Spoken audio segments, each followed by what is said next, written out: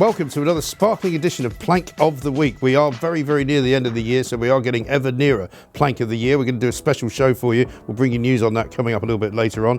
Today, though, we are forced to choose between a whole bunch of complete and utter idiots, planks, morons, politicians, and all sorts of showbiz personalities as well.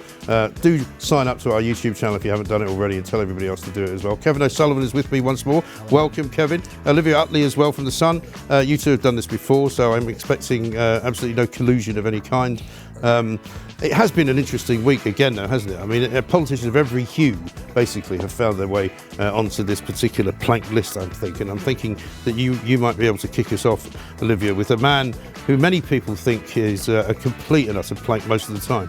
Yeah, so Ian Blackford, who's normally just exceptionally boring. Yeah. The moment when everyone turns off PMQs is when Ian Blackford comes on. But this week he's gone over and above the brief of being dull and is now just really, really anti-English. Just bordering objectionable. On just plain racist, really. He had this massive go at some poor young English photographer, nothing to do with politics, just a nice bloke who'd gone onto Twitter, having taken a really pretty photo of the Northern Lights, saying, I've been off Twitter for a while and hope you like this pic, I'm back now. And Ian Blackford just piled onto him, so retweeted the picture, having a go at this guy for being in Scotland and questioning his rights to be in Scotland.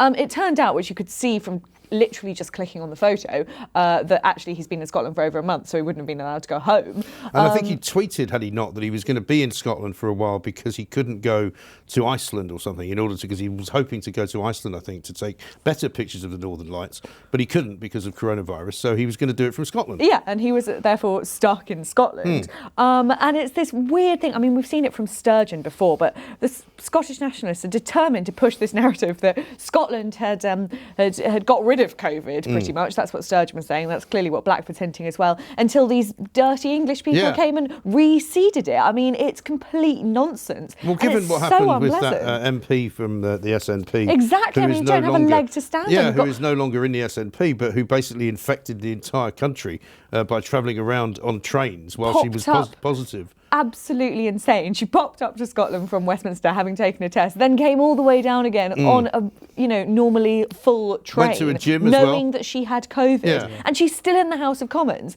And Ian Blackford thinks that he's got any right to have a massive go at some poor English guy on Twitter. And fascist Nicola Sturgeon is now threatening or saying that Hogmanay is cancelled in Scotland. Good luck with that. Yeah. I mean, that's they've already cancelled work. the big Edinburgh celebrations, which are famous around the world, basically. Again, because of course they all happen outside, so we can't be having any of that. But I mean, this is the problem with the SNP, is that they hate the English, but they love anybody from Europe. So they invite everybody, because you can vote, because it's a regional election, for the SNP in May, if you happen to be a European citizen, right? I don't know how that affects next May, but up until now, since we've been in the European Union, because it's not considered to be a national election. So they were absolutely, when I was living there, they loved the idea of bringing all these Europeans over, because they would all not only vote for the SNP for bringing them over, but they'd also vote to remain in the European Union, because they're in the European Union. I mean, it's quite remarkable, really. Yeah, it's ridiculous. That that country, or under Nicola Sturgeon, is in a lot of trouble. It really is. I mean, I haven't been up there for a while, but surely there must be millions of Scottish people going, who is this woman? No, there What are. is she doing No, there to are, us? but you don't hear about it down here, because the media in London is so ignorant of what actually happens in Edinburgh that they think everybody loves Nicola Sturgeon. Whereas, in fact, probably it's a bit like Trump. About half the country loves her, and half the country hates her. They really some of them really hate her up there. Yeah, they do. But I mean, this show will be a testament to it, because as soon as we ever talk about Scotland, right, we get loads and loads of abuse from these kind of, cyber nats, as they're called, because they can't stand anybody criticising Nicola Sturgeon. And they're always their best comeback is always like, well, you've got the worst Prime Minister in the land. Like as if that bothers me. My life does not depend on who's Prime Minister. No. But if you're Scottish and you support the SNP, apparently you can't have a word said against Nicola Sturgeon. By the way, if they get independence, what are they going to do They'll never get it. The next time we have a coronavirus crisis or style crisis? Because they won't be able to do what they did this time, which was, can we have some money in England? Absolutely. Well, that's a really weird thing about how this whole crisis is played out, that Nicola Sturgeon is allowed to put in place these ridiculously draconian restrictions, far more draconian than England, push England to do even more, but she doesn't have to pay for it. So she's got all the power and no responsibility Well, Ian at all. Blackford's normal position is Prime Minister's questions, as you say, where he's either in that very odd-looking house that he lives in, which looks a bit like a cave, where he kind of is in either one room or another, or he's in the House of Commons anyway. But every single question ends with asking for more money. Can we not have £20 for every man, woman, and child in Scotland? No, you can't. Not We've after already given you 20 million. He sits in that conservatory thing from Scotland, doesn't he? With all the stones. And behind him is this massive clock. And I always think that as he asks his question, it's like a countdown clock. And as soon as he's finished, I know, but he's got a great line in waistcoats as well, hasn't he? He likes a bit of tartan. Yeah. I mean, he is literally like the tartan mascot of Scotland. He's a cure for insomnia. He really is. Yeah. He really is. But anyway, he deleted the tweet in the end. He did, which again proves, and we'll be talking about deleted tweets sorry, a bit didn't mean later. to be racist. Yeah. Oops. But you can imagine, I wondered about, because it was up for a while, I imagine he must have had a call from somebody not a million miles away from Nicola Sturgeon or Bute House, where she hangs out in Edinburgh, to say, would you get rid of that? That's not really helping us, you idiot. We don't want any sass on that photographers up here. Also, was he not questioned about a trip that he made to Skye at some point when he wasn't supposed to? And then he said something, because he didn't go to his wife's house or something because she was poorly, but he went somewhere near it to a different house. So it was all very bizarre. Yeah, that was bizarre. So, he's definitely got a glass house, which he should not throw stones from. Kevin, what's your first one? I would like to nominate Sir Lewis Hamilton, who's going to be knighted apparently in the New Year honours list. This is a guy who has spent the past year lashing into Britain at every conceivable opportunity, telling us we're racist, we're awful, we're terrible, it's a terrible country, it's full of racists. And in the tradition of Marcus Rashford, who got an MBE, I think, what you have to do to get honours now from this ridiculous government of ours is you have to criticise them. You have to call them awful and terrible and every name under the sun, and they respond by honouring you. So and then the bizarre thing is that they then get stuck with honour Marcus Rashford, and then you have to do what he says, otherwise you're screwed. Exactly. And they didn't seem to see that coming, and presumably the same thing will happen with Lewis Hamilton. Lewis Hamilton, who's become obsessed with Black Lives Matter. He's also very interested in environmental issues. Hey, Lewis, your job, driving those cars, that's not Flying around the awfully world good to for the drive environment. cars, What's worse for the environment is the number of planes that get used in the Formula One sort of charabang. There's about 15 jumbos that fly everywhere with all the stuff.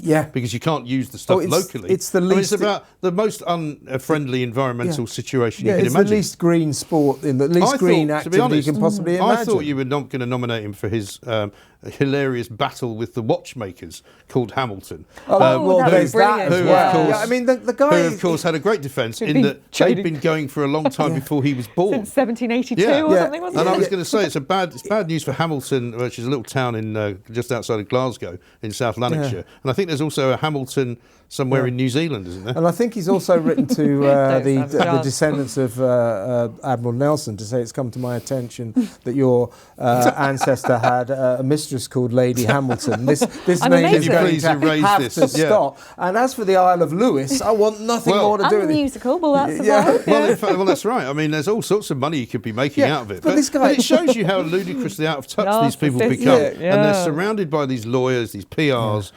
publicists, people that tell them all the time how brilliant they are, and they actually start to believe it, I mean, this guy's got a private jet, and he moans about... I think he sold it, by the way. Yeah, well, but he's worth probably £1 billion quid, and he's moaning about the terrible conditions he's had to grow up in, the terrible life he has to lead. You're not a victim of racism, mate. You're exactly the opposite. So, it actually proves the point that there isn't any racism in this country because he grew up in a relatively lowly council estate in, I think, and achieved all his dreams. And his father and mother worked their asses off, basically, to make sure that he could get all of the money that he needed to be trained up to be a go-kart driver. He then went from there into the next level up. And I mean, he was given by his own parents absolute access to his worldly needs, and and nobody stopped him because of the colour of his skin. So I think the reason that I want to nominate Sir Lewis Hamilton is that he is just a massive ball of complaints. Yeah. All he does is moan, moan, moan. I mean, he's the richest man in the world. Well, by the way, why are we knighting a tax exile? Well, a that's a very person good who question. refuses to pay tax to this country. That is a very good question. So that and the Hamilton Watch nonsense and the fact that he won't stop moaning, his obsession with Black Lives Matter as if somehow he's been a victim of racism as opposed to a guy who's made £1 billion and become a kind of national sensation. Put up, shut up, and Well, also, stop he boring us. might actually operate more as a role model for other young black kids in this country and say, look, this is what I was able to do. You should try and do it too. I mean, that would be more sensible. And by the way, wouldn't never said anything until the Black Lives Matter lot started demonstrating. Never said a damn thing. I never heard him once complain about racism. Suddenly, it's a bandwagon. Hey, I think I'll hop aboard. Yeah, no, exactly right. And travel at very, very high speed. I'm going to nominate the Pogues for my first nomination of the week, because you might remember last week it was all the rage. Radio 1. People have said to me, why did you make such a big thing of it? You know, why are you crying over some lines in a song? And I'm like, well, I'm not making a big thing of it, but it was Radio 1 themselves who decided to tweet out that they were not going to play the original version of Fairy Tale in New York. Now, I like Fairy Tale in New York. It's a great song. I don't particularly like the Pogues because it's the only song I know that they did. And as somebody said, apart from Shane McGowan, can you name any members of the Pogues? And I went, no, I don't think I can. Anyway, there was a very strange twist to the story, because I then went on the show, introduced the story, we talked about it, people were like, what's going on, absolutely ridiculous. But it then turned out, later on in the afternoon, I noticed they were attacking Lawrence Fox, because Lawrence Fox was having a go at the BBC for basically censoring the song. And they came up with this word, which I can't remember, Herrenvolk, which apparently is a Nazi term. He basically called him a Nazi for we don't want your support. Yeah, we don't want your support. You've got the wrong kind of political opinions. I went to check on, see what else they were saying, and it turned out they blocked me as well. So the Pogues had actually blocked me on Twitter, having supported them a few hours earlier, and I just thought, well, that is pretty much a correct summation of the year 2020. So here we are.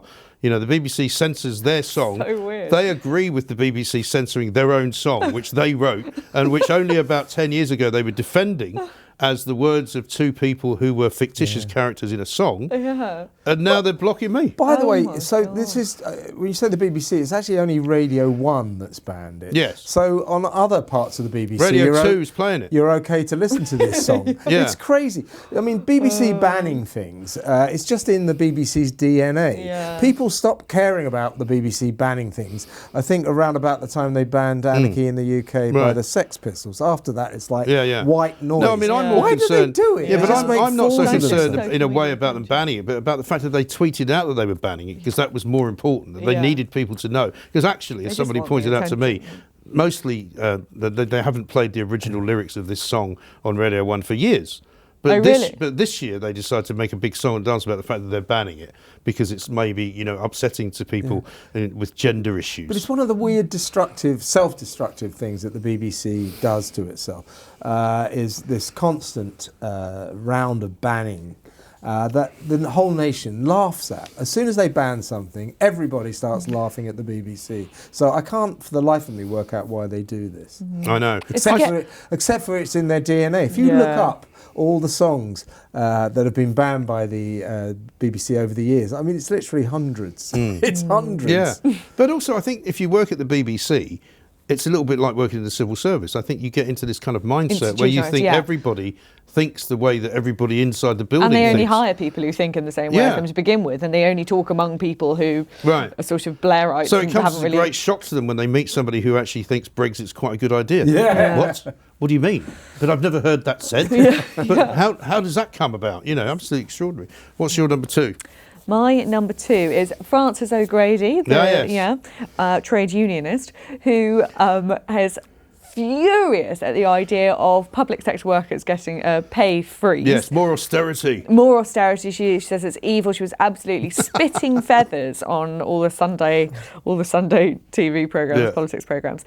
And she doesn't seem to understand that if public sector workers get a pay rise, that'll be from the taxes of private sector workers who are currently losing all their jobs. Having a great time. No. So many companies have gone under over the pandemic. Obviously, so many more will. So many people have been working on furlough, but actually working most of their hours on 80% of their wage for months and months and months. No one in the private sector has any job security at all. Like in our own media industry, we're seeing cuts all the time. Lots of stories of people who are driving vans for a living because they lost their job making quite a lot of money, but they need to make some money, so they're doing deliveries and stuff. Absolutely. I mean, no one in the private sector is safe. It's terrifying. I bet everyone wishes that they had some cushy private job in the public sector, not because they want a pay rise, just because there's so much security in working in the public sector. Right. So Francis O'Grady, absolutely furious about this, just can't seem to see the other side of the coin at all. Right. And it's not like Rishi Sunak suggesting a cut. It's a freeze. They're not taking anything away. Yeah. She is refreshingly kind of from the 1970s, though. She's like one of those old-fashioned, Reds under the bed. Well, no, but I find it quite quaint, as long as they don't get in charge. They're like Corbyn. They're just stuck in the 1970s. Yeah, exactly. Just haven't thought about the other side. There's a central canard about public sector workers. So the tradition always was, well, they don't get paid that much, but they get very good pensions. That hasn't been true for donkey's years. They now get paid, on average, mostly more than the private sector. Plus, they have these gold-cast pensions that are massive. And they're all, right now, lots of them, because of this crisis, are taking these massive payoffs. Millions and millions of pounds the government is giving to civil servants who are taking payoffs to end their careers at 58 instead of 65. Yeah. And they've just got this disgrace. Yeah, this complete ridiculous security. Like, I speak to so many of my friends are civil servants on the civil service fast stream, and they just pop in, finish at 4. There's some huge drama in their department, and there's some health drama or something. And I've got a friend who works specifically in PPE, and I say, oh, well, what happened? I heard this story is kicking off. She's, I don't know, I left at 4. And that's just absolutely fine. It's like that thing you work at news Fridays, really, that maxim at newspapers: never do a job that they don't have to replace you when you go on holiday.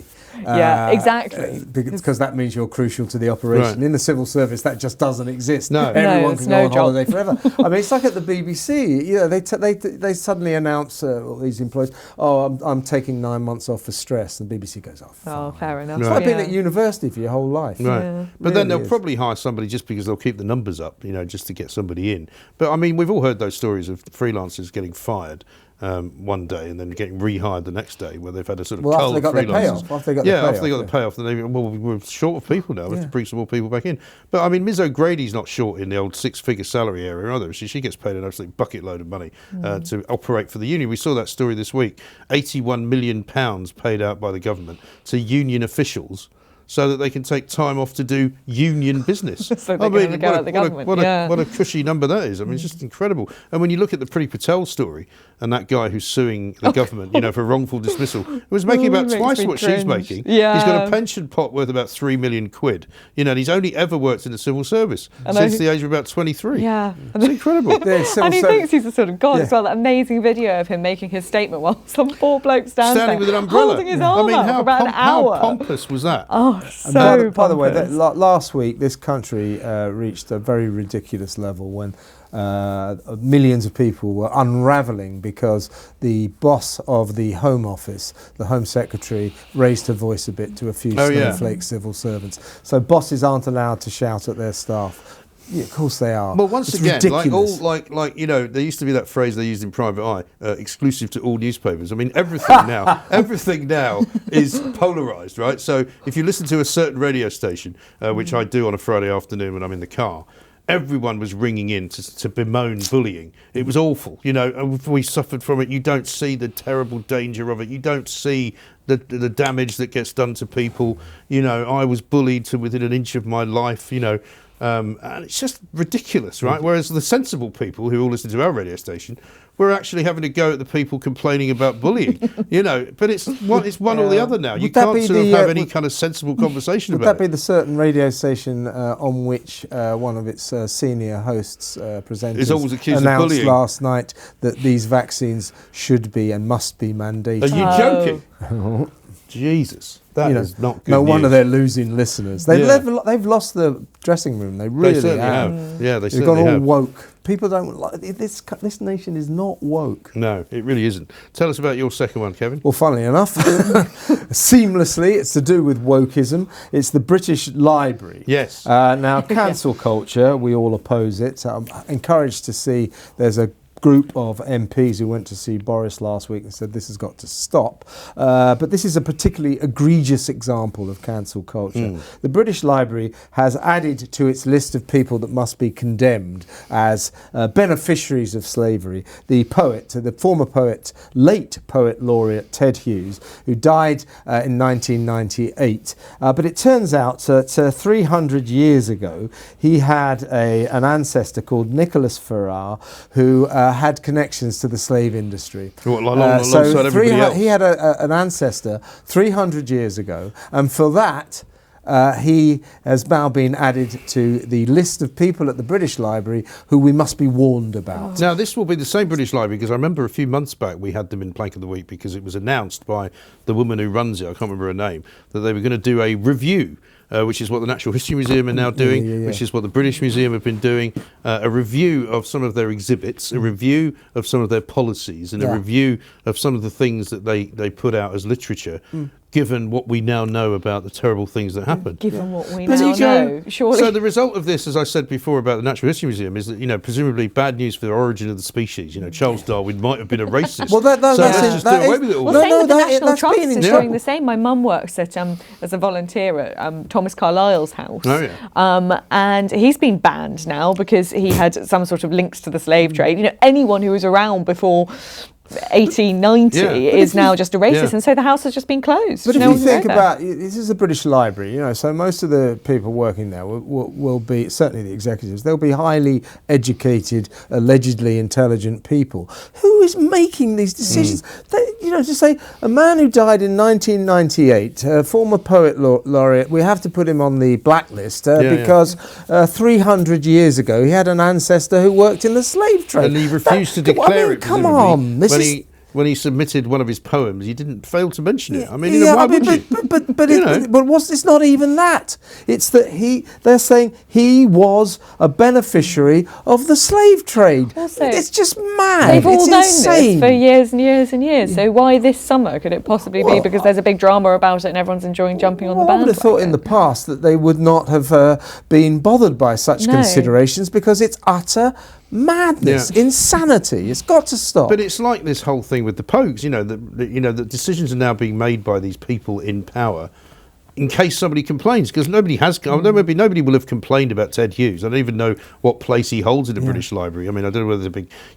exhibition to him or whether loads of his works are displayed. I don't know, but nobody's complaining about it. It's like the National Trust, isn't it? That they're going to put signs warning all their exhibits, warning that this person had a sort of loose affiliation to the slave trade. You imagine parents with their kids. Don't look, Johnny. Put their eyes. No, I know. So don't look at that. I know. It's ridiculous. It's ridiculous. It really is. Talking about obscuring the truth from people, we're going to get the Department of Health nominated today after the appalling performance by whoever runs their Twitter account at the weekend. The Daily Mail, in what I thought was a fantastic piece of journalism, actually questioned what the government statistics were and actually laid out quite firmly and quite believably why they thought that the government's information was wrong. They've since been picked up on it by a couple of other people who have been critical of some of the Mail's graphs and some of the Mail statistics, but there's no question that some of the stats that we're being fed by this government are not stand-upable.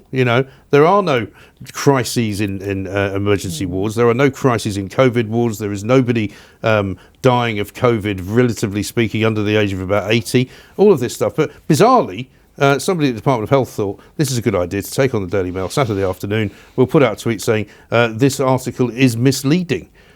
To which I and a number of other people tweeted them back saying, well, could you please tell us in which parts of it you're saying it's misleading? Because if they'd done that, people might have been a bit more understanding. If they had actually said, look, this graph that they've used is wrong because blah, blah, blah, blah, this thing is wrong because of this, instead of just being sort of mealy-mouthed and going, oh, it's misleading, it's wrong, take it all down.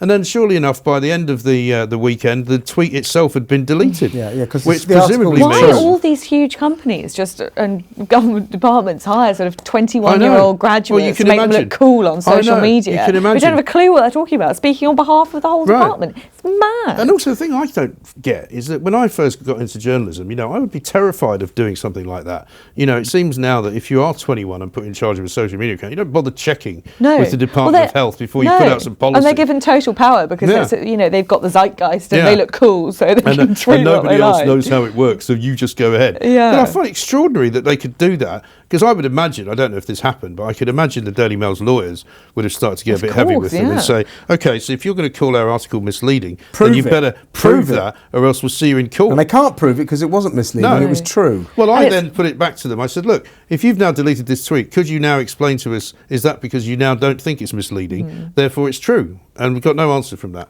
at all. I mean, but what ridiculous kind of state of affairs for the Department of Health to be so kind of just timid, really. It's almost like, fighting in a school playground, with two 6-year-olds where one of them threatens the other one with his dad. And then in the end, it all comes to nothing. Yeah. It's madness. It's madness. Just ridiculous. So, number 3 for you. Well, leading up to the big one, it's Boris Johnson. Yeah, again. I've heard of him. Last week's winner. Well, back again. This is always a contender. This is going to work wonders. Always a contender. This is going to work wonders for his end-of-year tally. We don't know 100% yet, but it sounds like he's quite seriously considering putting London in tier 3. Oh, God, really? Yep, apparently so. Oh, no, Even I though we were 2. No, it sounds like there's I want to go out for dinner. high chance that we're going to be in tier 3. Even though cases are really very low in London, have been for a very long time. He's very worried about annoying his northern voters by sort of annexing them and putting them in tier 3 and not London. So he's willing to shut down the capital's entire economy, which seems completely insane. I mean, even Sadiq Khan now thinks that we should be opening up the London I economy. know, my heart was warming. I mean, suddenly I thought, Well, hang on, let's not go that far. has he had some kind of a bang on the head or something? But I mean, this is typical Boris, isn't it? These are the same people who go, well, lockdown's not working, so we're going to make it go for longer to see if it doesn't work for longer. So now, in order to appease the people that you've annoyed, you're going to annoy some more people, so more people will be annoyed. I mean, really? Yeah, exactly. Then all sorts of other reasons as well. I think this is since the last blank of the week. There's all the electric car business. The electric car business, and of course there was his inability to actually manage a Zoom conversation with the House of Commons without completely losing the signal. Also, why is he still in isolation? It's completely mad. That's the other thing. Bursting with antibodies and had his tests shown it's negative. So he's just sitting at home to virtue signal to people. And there's also that that weird thing that people were saying yesterday, and I don't know how closely you followed this, but I didn't have anything else to do, so I was following it quite closely, where they were saying that in the last Zoom that he did, he kept looking to the side because there was some speculation about, it could be because he's on his own and he can't work out what's gone wrong when he pressed the mute button or something, right? But then there was this dispute about that because it was almost as though somebody was actually in the room with him because he kept looking sort of over there as if somebody was prompting him. So it's this whole new kind of, industry is now growing up. Be greener. Well, there was also another report, right, of her supposedly prompting him in another conversation which she was having with people. She's not where a Tory, you could hear, where you could hear I have her my doubts sort of, about Carrie. well, they say that she is a Tory on the grounds that she's very experienced, on the grounds that she was once in charge of Tory press campaigns. Yeah. Really? Proper Tories aren't green. No. They're just not. And nobody cares about his stupid green industrial revolution. Well, it's never happening. It'll come to nothing. It's never happening. Of course it'll come to nothing. People, Why is it's he like talking? Peter Hitchens wrote at the weekend, vote Tory, you get Greens. Vote Labour, you get Greens. Vote SNP, you get Greens. Get Lib Dem, you get Green.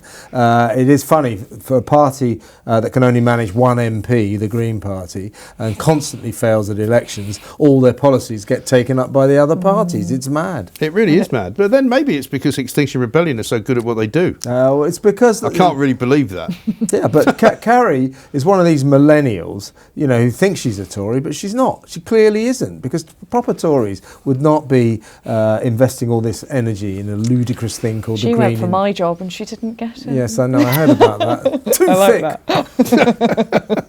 Yes, that was a really interesting piece of information which I didn't know about. But also, if you look at her family upbringing, she is the epitome of her dad was that guy Matthew Simmons, who helped found the Independent, right? And nothing against the Independent, but I mean that pretty much tells you where they are politically as a family. Very wealthy, sort of home counties, lefties, Remainers, probably, although she would now say she voted for Brexit. I mean, it really is a very odd place that is being occupied. Tom Utley, in the Mail columnist, revealed on Saturday that... Do you know that's her uncle? I didn't know that. But you must know this then, that he... You must know him, I think you say. He revealed that Matthew Simons was best man at his wedding. And he said, I'm not trying to say that his daughter would be exactly like him. He said, but Matthew is a charming, wonderful company, but he's very, very, very strong-minded and does not like to be contradicted. So you wonder if Carrie has taken on those traits. Yeah, I mean, I'm fascinated by this. Sorry, it's slightly moving away, but I'm fascinated by this wedding thing. So, so Boris has had a complete ban on weddings, and now he said that there can only be 15 people at weddings, although 1,000 people are allowed to meet in sports stadiums. Yeah. And I'm really beginning to wonder if he just really doesn't want to marry Carrie and is stopping the entire country getting married as an excuse. That could be true. I mean, because almost anything is now believable. You know, we were talking earlier on a podcast about how apparently you're allowed to have sex with your wife, but you can't play tennis with her. Yeah. And you kind of go, well, some people prefer it the other way around, to be honest. But, it's very odd when you look at some of these weird rules and where they've come from. And like the rule of 6 basically was just made up off the top of their heads. Yeah, they were arguing about whether it should be 8 or 6. Yeah, not one of them. And there was a vote on it. Yeah, I mean, that was how robust in the cabinet, the argument was. It wasn't about should we do it or not. It was about should be 8 or 6. Vote in the room. And the same with the 10 o'clock curfew, which apparently now doesn't matter. So now 10 o'clock is drinking up time. I mean, it literally. I mean, there was a thing doing the rounds at the weekend. I don't know if you saw it. Of this, it's a sort of dubbed over Spanish television interview where it's just obviously some comedian making fun of Boris Johnson, just saying, I don't know how much longer I can keep this up. When we started telling them you've got to go out and exercise, we're going to shut all the gyms, and he sort of paroxysms of laughter, and then but we told them that they really shouldn't go out, but we'll give them discounts to go and have food. They nearly caught us out when we got to those. It just goes on and on and on. But it just, because in the end, it is hysterical. It's completely arbitrary. I mean, you might as well literally stand in Speaker's Corner and come up with the first 5 things that come into your head. It's just little bones being thrown at the scientists. Like you'd only be able to go out for dinner on a Wednesday. I mean, I wouldn't be surprised if they said that, would you? No. Or, on Mondays you're allowed to drink more than 1 pint of beer, but on Fridays you can only have cocktails. I mean, literally, it's that minute I mean, now. that's the wonderful thing about is a pasty. You're only allowed to drink if it's with a substantial meal. Is a pasty a substantial meal? Well, it is if you've got chips and peas on your plate. Yeah, you're less likely to catch coronavirus if you've got chips and peas on your plate. Salad, by the way, is not a substantial meal. Peas. What if you have chicken? You've got to get fat. What if you have chicken with it? Don't eat anything. Be healthy, but make sure you have chips with your pasty. Caesar salad? Is that not substantial? I've seen that would be a grey area. Yeah. And you can imagine all these bozos with yellow high-vis jackets visiting pubs and going, that's not a substantial enough meal. And you go, well, I've ordered some more, but they just haven't brought it yet. But in the last tier system, there was a pub somewhere, I think it was in Manchester or something, that was came up with the ruse of giving a sort of pasty with every pint or every round of drinks. They just gave you a pasty, and that was denounced as not substantial enough. So there are pubs doing 1p ready meals to people just so they what if you bring your own food? And then also, what's the purpose of this? Is the purpose of it, this is the bit that we don't get, is the purpose of it to stop you from going out? I don't know. Is the purpose of it to stop you getting drunk? Well, that's definitely it. What about this new rule? Okay, much celebration. Well, not much celebration, but at least we will apparently, under the tier system, allegedly be able to go to the pub until 11 o'clock. It will no longer close at 10. 10 p.m. curfew over. Great. Turns out that you can't buy a drink after 10. No. You can just stay in the pub. And you can't stay in the pub if you're in. Well, so last orders is at 10 though. Yeah. So if you remember what that used to be like, because you remember when we were younger, this was long before your time, I would dare say, but pubs would shut every day at 2:30. And they wouldn't open again until like 5:30. Yeah. And if you'd go, and I remember driving around, we were trying to buy a house at the time, and you'd always have to time it if you were going out for lunch. To make sure you got to the pub before 2, because the refrain would always be, are you still serving lunch? No, mate, it's after 2. Yeah. And you'd go, right, Well, nothing then. No, nothing at all. And then you'd always get at 10:30, normally it was, I think, in London, closing at 11, 10:30 last orders. Yeah. And there'd be this mad scramble to the bar. Yeah, to go and order 12 shots that you can have over the course of the next hour. And then it would take ages to come, so by the time you got it, you only have 5 minutes left to drink it. Yeah. But all of that's disappeared now.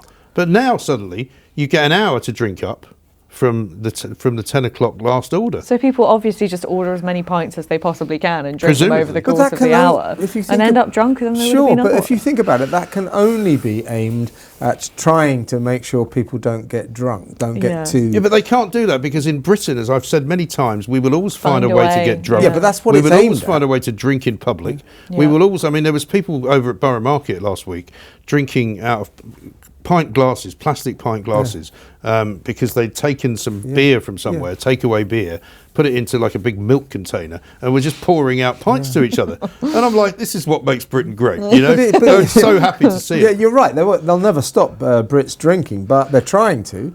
And it's interesting and rather alarming that they seem to have no thought or care for the hospitality industry. No. They don't care that 75% of pubs and restaurants are likely to close because of this. It's almost as if they don't want us to have any joy. This is the death. They are kind of administering the death of happiness. It really is kind of weird. It really is. You know, what's getting drunk got to do with this? It's just, you know, if I want to get drunk, I should be allowed to get drunk. Also, people are getting drunk at home anyway. I mean, it's not as if people are not doing all the things that the government's telling them not to do. They are trying to stop us drinking, which is... Well, it's not working. And people are just having their friends over to their houses. Might not be working, but it's sinister that they're trying to do it. I just don't get it. I really don't get it. Don't understand any of it.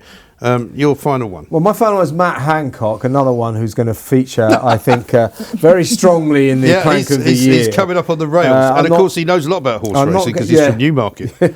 Well, I'm not going to concentrate on his continued insistence that they're following the science. He was quizzed about that yesterday. You know, you keep talking about the science, but there are other bodies of scientific opinion as well. He said, well, what we are following what we consider to be the best science. Well, that's your view. That's your view. The best science. That's a new one. Yeah, it's a new one. The best science. He doesn't know what he's talking about. But the reason I want to nominate little Matt is his bizarre performance on Good Morning Britain yesterday, where Piers Morgan... He can't keep him off it. Piers Morgan... He didn't go on it for 4 months. And now he's always on it. Yeah, he's making up for lost time.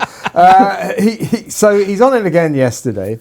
And Piers Morgan asked him 10 times, would he be declining the 4.1% pay rise that MPs and ministers are about to get? Now, given that Rishi has announced or has indicated that public sector workers won't be given any pay rises at all, and naturally all across the private sector, there are very likely to be very few pay rises because nobody's got any money.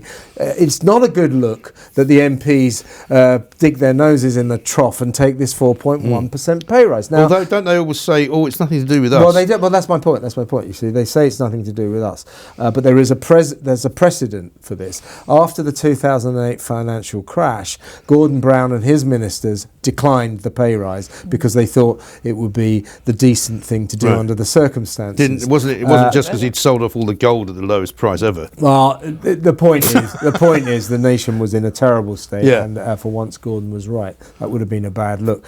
Matt Hancock clearly wants his 4.1% pay rise, and to see him sort of trying to circumnavigate these questions 10 times. He was also made to look even more of a plank later on because Boris Johnson actually quite readily said, "We're not doing that. We're not taking the money."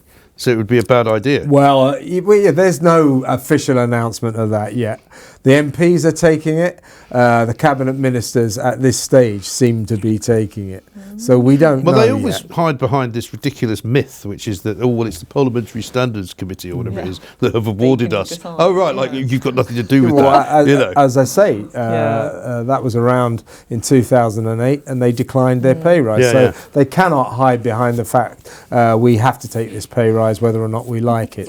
It's just such a lie. It's not the only thing he's come out with this week that's been weird as well, because did he not say something else that was a bit daft? where he kind of refused to acknowledge something that was happening, which was clearly happening. He's obviously under the impression, Matt Hancock, that he's good on television. Yes, but he really isn't. No. Yeah, he's really not good. He's also under the profound misimpression that his political career is going anywhere after this. He's finished already, and they'll sack him as soon as they can. Is he not the kind of antithesis of a politician? I mean, he's the least likely politician, given his demeanour, given how he looks, how he talks. He's clearly not somebody who's terribly patient. He doesn't like being questioned on anything. He has really none of the qualities that you should have as a senior minister, or even just a local politician. He always knows which side his bread's buttered, though. Oh, yes. And he knows a thing or two about the horses, as we say. And he's taking that 4.1% pay rise.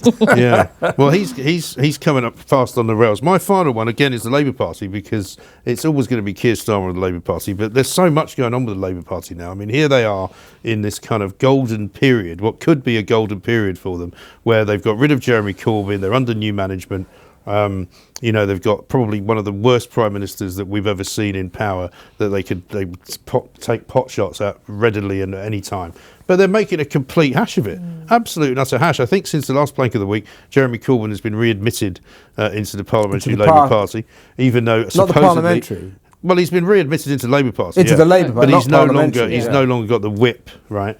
But then all these MPs, I think 32 of them have signed a petition asking for him to get the whip restored. Yeah. We then find out today that something like the hard left have now walked out of an NEC meeting, Labour Party, because apparently they didn't like the fact that Margaret Beckett had been nominated. How old is Margaret Beckett? Well, she's been around for about 1,000 years. I know. Well, she's still not as old as Jeremy Corbyn, I don't think. And yet... Who is? So they can't, this one part of the party just can't let go of Jeremy Corbyn and this ridiculous kind of, hero worship of him. His own son, I suppose you could forgive his own son for hero worshipping his own dad, Tommy Corbyn, who apparently said in a tweet that he could never forget the wonderful feeling he had when his dad appeared at Glastonbury, when he was then told that he had more of a crowd than Rihanna, who it turns out has never appeared at Glastonbury, and he's been made to look a bit of a fool. But this whole myth that Jeremy Corbyn is this lovely, really good-natured, not a racist bone in his body bloke, has spent his entire life campaigning for fairness and, goodness, and you just think, absolute Who said that? cobblers. Jeremy Corbyn. Yeah, but it's bizarre, isn't it? Yeah, come on, he hasn't apologised yet. No, well, he's never going to. His disgraceful dismissal of the Equalities Commission report. He's being told now by Nick Brown, the Labour whip, that you've got to do this. Yeah. He won't do this. However, 50,000 of these idiots who joined the Labour Party because of Jeremy Corbyn have quit. And basically all the lefty lunatics are leaving now because they realise that the game is up. And they were never real Labour members, they were hard leftists. And yet all of the centrist Labour MPs are all celebrating how big their party was on the ground. But also Keir Starmer has been making out that, we're under new management and it's not going to be like it was. This is a guy who can't even control the voting back in to the party of Jeremy Corbyn. So he's not even in charge of his own party. Because it's not under his own management. That's the whole point of Jeremy Corbyn. He spent the last 5 years infiltrating his own people into all of Labour's sort of structures and bodies. Right. And now he can't really undo it. I think Keir Starmer's been pathetic through this COVID crisis. Been. Where is the opposition? The only opposition to this government lunacy, this sage-inspired madness, is coming from backbench Tory MPs like Desmond Swayne, and Graham Brady. Where is the Labour opposition? All the Labour do is go, this Boris Johnson, he's terrible. This Tory government. We vote with them. But we agree with them. It's ridiculous. But you should have done it. You should have done it earlier, which is all they ever say. Yeah. Well, here we are. So that's the 9. We're going to carry one over from last week, which could well indeed be Sadiq Khan, because he gets carried over quite a lot. He's very high up, by the way, in the annual. He's a year boy, isn't he? Every time. So, do you want to pick your favourite one of Kevin's? Run me through. British Library, Matt Hancock on the pay rise, and Sir Lewis Hamilton. Sir Lewis. I think I'll go with Matt Hancock. Matt Hancock. Yeah. So the Tories are scoring high lately. Yeah. Okay, so my 3, see if you can pick one of mine. The Pogues, the Labour Party, and the Department of Health. The Department of Health. It's going big for Matt Hancock. Matt Hancock and the Department of Health. So your 3 were? My 3 were Ian Blackford, Boris, and Francis O'Grady. I'm going to have to go for Blackford, I think. Yeah. Just because it was such a ridiculous tweet. It was really. And he has. And Boris, I think, could come fourth. That will keep his numbers high. Good. So what would you so Department of Health, Matt Hancock, Ian Blackford. I think it could be Blackford, you know.